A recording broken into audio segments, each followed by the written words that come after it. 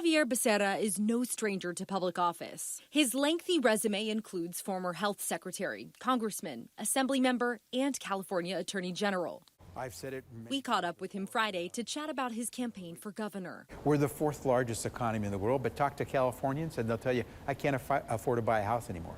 I don't know if I'm going to be able to afford to send my kids to college.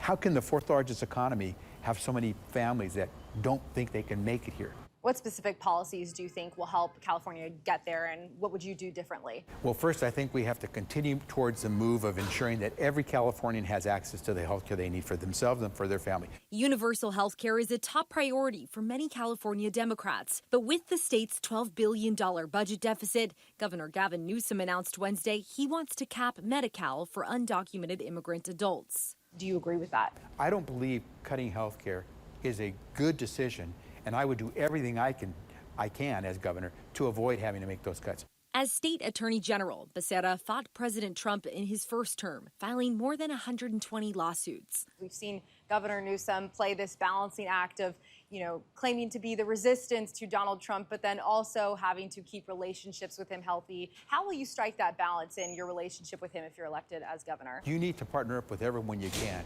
because in a place with 40 million people that has a dynamism and has to continue to create more jobs and educate its children, you've got to look for all your partners. The federal government is perhaps our biggest partner.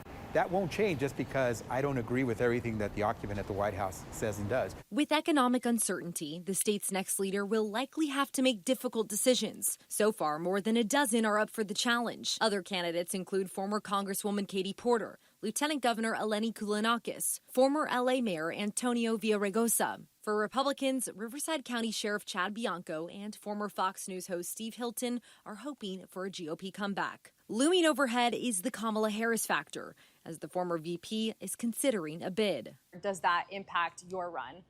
It makes no difference to me who gets in the race. In fact, the more the competition, the better people have choices. I'm in. In San Francisco, Monica Madden, ABC 7 News.